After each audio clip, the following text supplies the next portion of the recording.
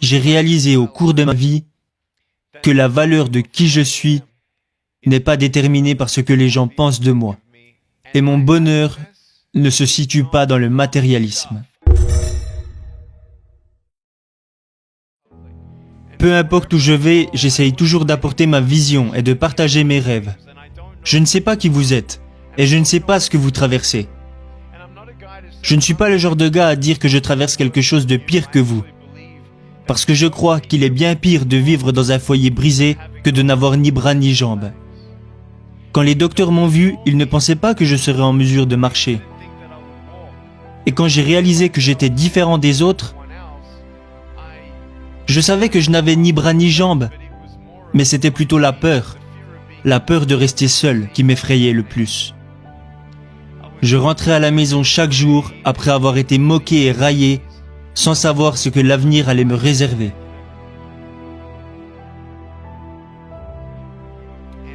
Je n'aurais jamais imaginé devenir la personne que je suis aujourd'hui. Je veux juste que vous preniez conscience au fond de votre cœur que parfois la négativité prendra le dessus. Parfois la peur vous empêchera d'essayer ou de recommencer.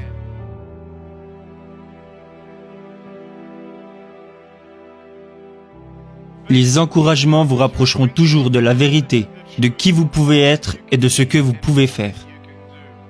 Mais les découragements, eux, vous éloigneront de tout ça. Vous savez, je n'avais aucun espoir à mon propre avenir. Mes parents croyaient en Dieu, mais moi non, car je ne comprenais pas pourquoi ils m'avaient donné moins que les autres. Alors pendant de nombreuses années, je ne comprenais pas que je pouvais avoir ni main, ni pied et devenir malgré tout un miracle pour quelqu'un. Et que si j'étais capable d'envoyer ne serait-ce qu'une personne au paradis, alors tout ceci prenait un sens.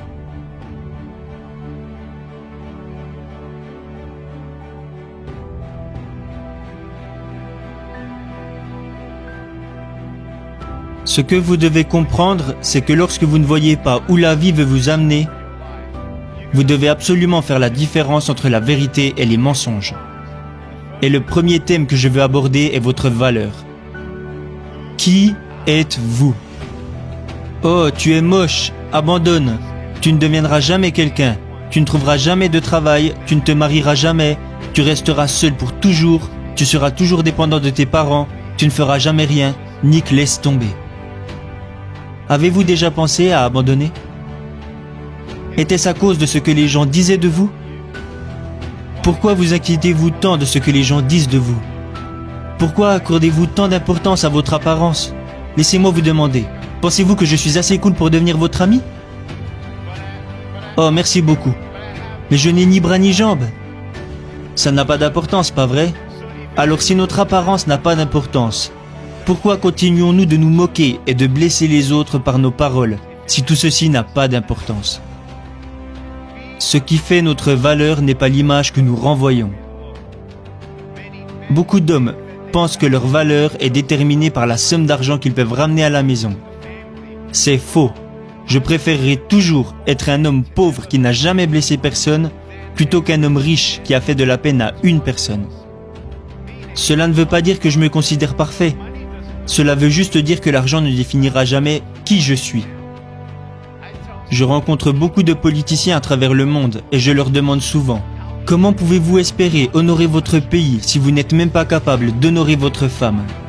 Vous devez honorer votre femme avant d'honorer votre pays et vous devez d'abord être un bon père pour vos propres enfants avant de pouvoir mener les générations futures.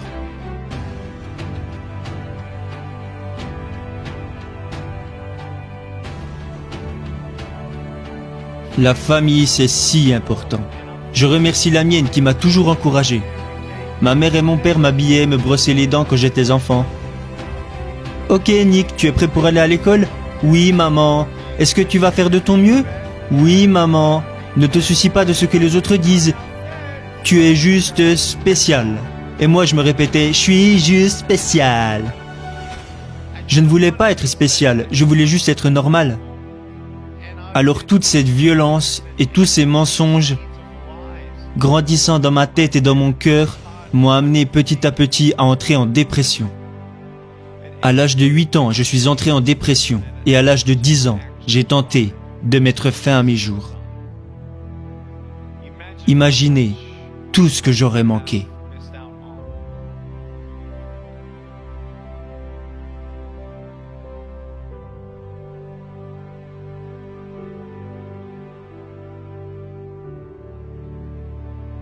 N'abandonnez pas. Je sais que vous avez été blessé, comme la plupart d'entre nous.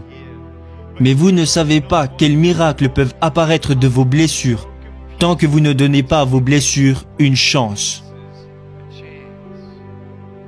Je veux que vous vous donniez une chance. N'abandonnez pas. Rêvez grand. Aimez-vous de manière humble. Aimez les autres. Et prenez conscience de ceci. Vous ne savez pas ce qui se trouve au coin de la rue jusqu'à ce que vous alliez au coin de la rue. Si Thomas Edison n'avait fait que 9999 essais, il n'aurait jamais découvert l'ampoule électrique. S'il n'avait fait que 9999 essais, nous n'aurions peut-être pas d'ampoule électrique aujourd'hui.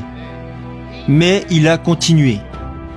Quelqu'un lui a demandé un jour « Hey Tom, qu'est-ce que ça te fait d'avoir échoué 9999 fois ?» Il lui a répondu « Je n'ai pas échoué 9999 fois. J'ai juste découvert 9999 façons de ne pas faire une ampoule électrique. » L'échec entraîne l'éducation. Et ce n'est pas que je n'ai jamais pleuré, ce n'est pas que je n'ai plus peur, mais je préfère traverser la vie en avançant un pas à la fois, un pas à la fois, un pas à la fois, en étant reconnaissant pour ce que j'ai.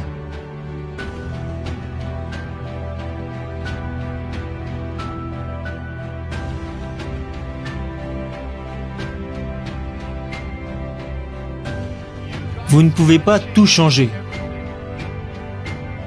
Vous ne pouvez pas changer la façon dont les autres se sentent.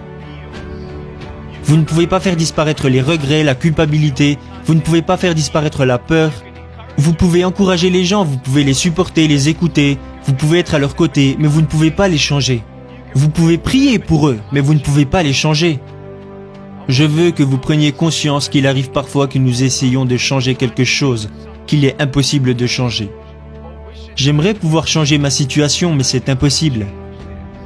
Alors si je ne peux pas changer mon corps, je dois changer ce que j'ai dans le cœur et dans la tête. Et essayer de trouver quelque chose que je peux faire au lieu de me lamenter sur ce que je ne peux pas faire. J'ai réalisé au cours de ma vie que la valeur de qui je suis n'est pas déterminée par ce que les gens pensent de moi. Et mon bonheur ne se situe pas dans le matérialisme.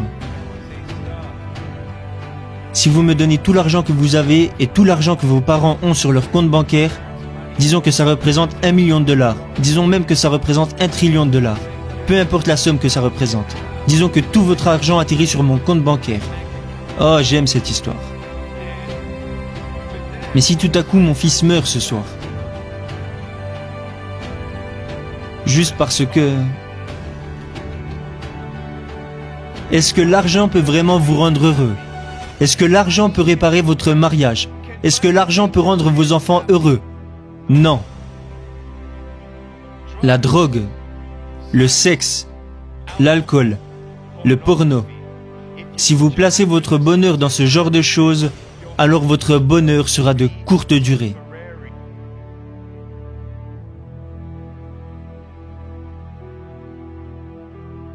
Vous n'avez pas à être quelqu'un que vous n'êtes pas. Vous devez juste être vous-même. Soyez la meilleure personne que vous pouvez être. Alors ma question ce soir est, est-ce que vous vous aimez? Si vous viviez maintenant les 15 dernières secondes de votre vie,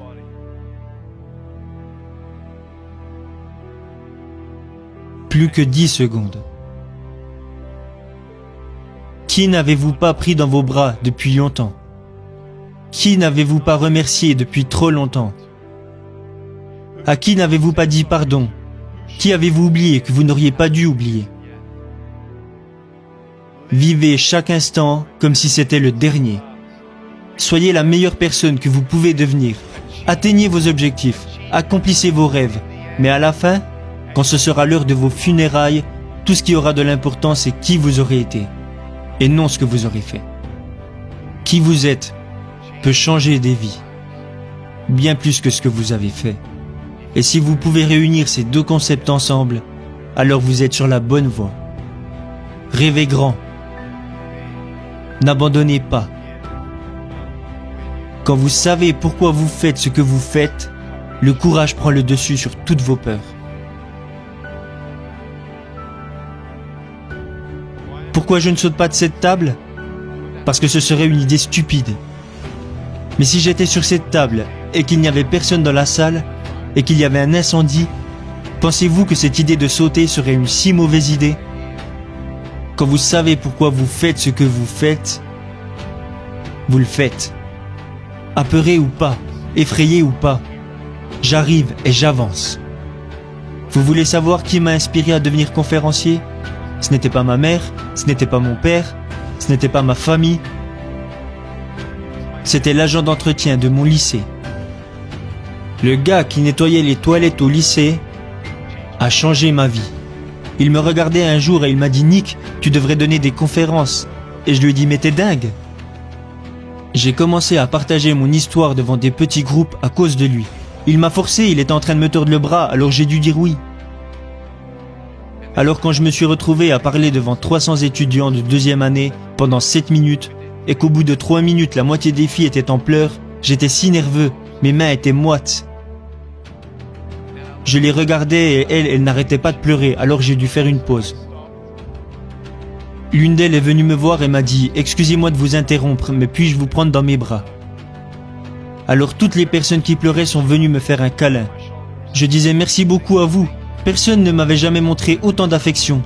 Personne ne m'avait jamais dit que j'étais beau à ma façon. » Voilà comment j'ai su que j'allais devenir conférencier.